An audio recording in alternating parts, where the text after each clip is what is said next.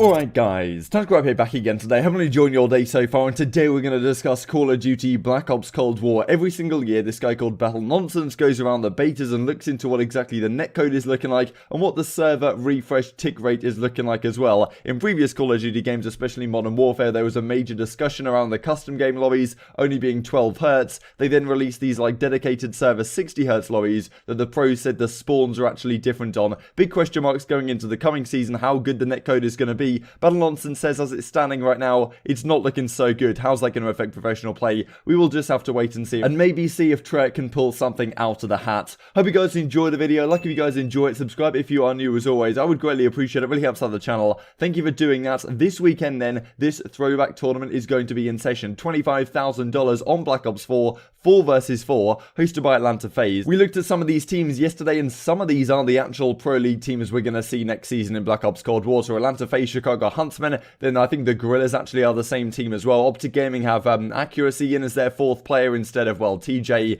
Kenny, and Slasher, of course. Empire is Hook Illy, but they've got Tempin as well, and they've got this guy called Critical in instead of Crimsix because he can't play for whatever reason. And then Seattle Surge is their starting lineup, but Goonjar instead of Octane. So yeah, they're basically just doing a full-scale tournament with 4 teams of 4 in terms of a group stage. Then I think like an amateur team will join the group, exactly how traditional CWL events used to be run. So very exciting indeed, and well, keep an eye on this one going forwards. It's going to be hosted by Shift, Vision, Infinity, and Proper for the Alpha and the Bravo stream. So a lot going on, and well, good luck to the Atlanta FaZe guys pulling this off, because it's certainly not going to be an easy one to do. Hitch Your Ride mentions this as well. So October the 28th, there's going to be another $20,000. This time it's a Black Ops 2 Invitational, 4 versus 4, 8 teams. Interestingly, it's going to be on PC, mouse and keyboard only. I think controllers are allowed, but on whatever build they're playing on, basically you don't get aim assist on controllers, so you're basically going to get fried, but you know, maybe not. The captains are going to be Dr. Disrespect, Courage JD, Aiden, of course, you guys might know from Fortnite, Pamaj, Tyler Teep, Scump the Mob,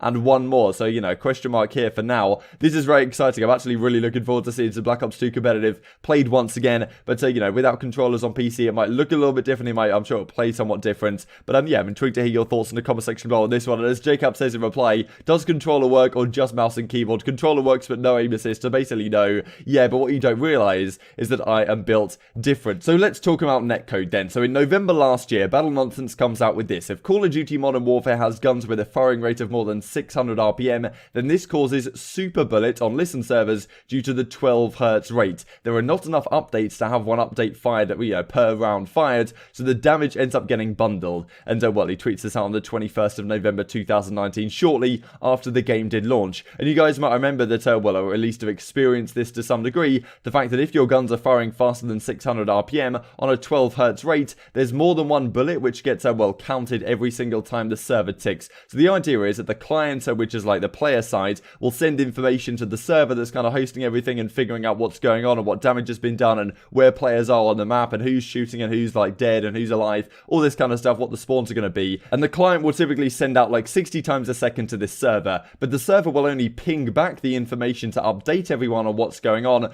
12 times every second. Back in Infinite Warfare, I think it was like 10 times a second. They finally upgraded it to like 30 times for custom games. And what they tend to do is that public match games are actually like a much higher, well, a higher tick rate. They actually pay more money for solid servers, basically, for the public match games. But when it goes to custom games, they very typically just, well, kind of swept it under the rug and had a very low tick rate, which doesn't cost very expensive servers, I imagine. And the consequences of that are that you can be in gunfights and just die immediately, because the server, only when it ticks and updates you on what's going on the map, it actually might be updating for 2 bullets hitting you at once, or if a really high fire rating gun, like, you know, 3 bullets hitting you at once or something. And if there's a bit of lag, a bit of inconsistency, a bit of latency, then all of a sudden, like, all the bullets are hitting at once and you just die immediately, which isn't really what you want to see. And at the same time, I think we saw it a lot in Infinite Warfare, especially because of the advanced movement, and the same to some degree in Modern Warfare, for example, because the server is updating so rarely, like 12 times a second, which is 12 Hz, is not very frequently at all compared to some of these other games that we're going to look at in a second here. And some of the issues were, like, let's say the tick just happens, and by like random luck, effectively, some guy comes around the corner just after the server tickers happens, you have to basically wait a whole 0.1 of a second before you can actually get to see him on your screen, because the server is updating at such a slow rate. And because of that, the guy that comes around the corner has such an advantage. This is why like cameraing is a big deal, because if you run around the corner and get a good timing on when the server happens to tick, then you can see the opponent somewhat ahead of when they can see you, which gives you a relatively significant advantage as long as well, both players' reaction times are relatively equal. So a lot of issues with this, and that's why most of the Premier titles have a very high tick rate, like something like 60, something like 128 is also possible, and well, that creates an environment where you don't really have to worry about this stuff too much, and it doesn't actually affect the passage of the game. But in Call of Duty, it always has tended to do so, right? And this is what BattleNonsense says about the Black Ops Cold War beta on PC. This is for combined arms and assault, so some of the bigger modes. I believe this looks a lot better in terms of the smaller modes like Kill Confirm, Domination, and stuff like that, like the competitive modes, I suppose. But I imagine what might be going on here is that these bigger maps and modes require more hefty servers, I suppose, and they may end up just having the same servers for these bigger maps and modes as they tend to do for the private match servers and the custom game servers, because typically they get left behind, right, as we've seen in previous titles. So as you can see on screen right here, the client update rate is about 50 times a second, 50 packets per second, but the server send rate is only 20 hertz, right, which isn't great. I mean, it's better than 12 hertz, right, but it's still not great. And well, I think this really is more telling, probably this graph right here that we're putting up on screen. I'll leave all the relevant links to this down in the description box below. But as you can see, the Cold War beta on PC for hardpoint kill confirmed and such is a 50 hertz roughly client tick rate and a 59 hertz server tick rate. That's pretty impressive, but it's not just about the tick rate, quite frankly. This is actually, I think, pretty much the same as we saw in Modern Warfare, but there's other things about the netcode within the game which makes it feel maybe more sluggish, right? And other people, certainly people were mentioning in this in the Reddit thread, they're like, okay, yes, the server tick rate might be okay, but it felt more, the servers felt more sluggish, like it felt like there was a more delay between when I was shooting and actually getting reactions on my shots that are not necessarily down to the tick rate, right? But as you can see, you look at a game like CSGO, it's 64-64. Valorant recently launched with effectively 128. He reckons it's average like 115, but that's still very impressive. Battlefield 5, I mean, like Fortnite's only on 30, Overwatch at 60, Rainbow Six is at 60. So, yeah, Call of Duty really needs to be seen to be keeping up with these, especially from the competitive side, right? And we did see it for Modern Warfare this season. They released these like dedicated servers into the game that did have 60 hertz on, but the pros said, and I kind of trust the pros' words on this, given they play the game all day, every day, but they basically said that these 60 hertz dedicated servers that they could practice on and scrim on, like effectively through like the game battles matching system, they would go on there and it would make it work.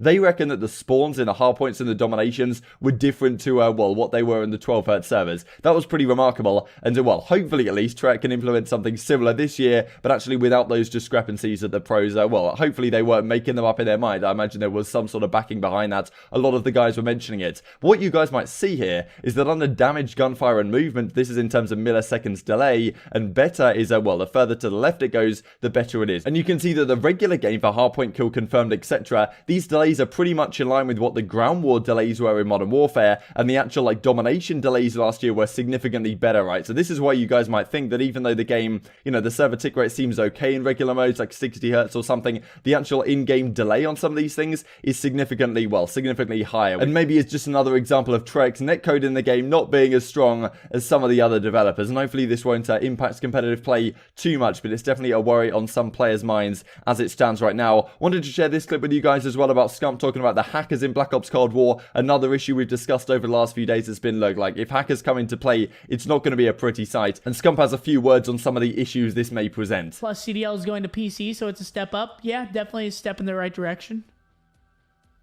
Better frames. I mean, the one thing that could go wrong is the hackers. I mean, if there's hackers, like, I mean, any kind of competitive playlist is chalked. That's definitely something to worry about. That is going to be very annoying if hackers just run rampant in all the, like, ranked play, whatever playlists. I mean, it's chalked. It's literally just chalked. Like, if there's hackers, it's chalked. So I hope not. Before we finish off the video, I wanted to mention this to Adam Fitch. Team Heretics Rebrands creates a clear divide between esports and content effort. So this is pretty interesting, especially given the fact that Heretics were potentially in consideration for a franchise spot going into Modern Warfare 2019. That, CDL 2020 season, I suppose. The CDL decided and Activision decided they just wanted to have 2 teams in Europe. One of them, of course, was going to be London, and they decided to give the other spot to Paris, whereas I suppose they could have given it to Madrid. And so, well, Heretics may certainly be interested at some point in getting back into the CDL. As you can see, this logo looks somewhat similar to the Los Angeles Grillers. You guys might remember the old green and orange kind of logo, which I thought looked pretty damn cool. Maybe they're going in separate directions here. Big questions, quite frankly, as to where the investment's coming from. Are they potentially going to get in? I imagine if the CDL looks to expand into 2022, then they probably want another European team, right? I imagine they don't necessarily want it to go 2 to 14 or something to Europe, North America. They probably should have a city in Spain, right? Given the scene over there is very strong. There is a number of fantastic Spanish players which didn't really get their chance this season and could potentially be easy pickups for, an organization like Heretics if they were to get a spot. And I believe they were in the running before, so interesting they go for this whole rebrand idea. But maybe it could work out for them long term. Very intrigued to hear your thoughts on all this stuff in the comment section below. I hope you guys enjoyed the video. If you did enjoy it, I'd greatly appreciate a like on the video. It helps the YouTube algorithm know you enjoy this content. Other people like you may enjoy this content as well and help grow the Call of Duty competitive community. Thank you for watching as always, and I will see you next time.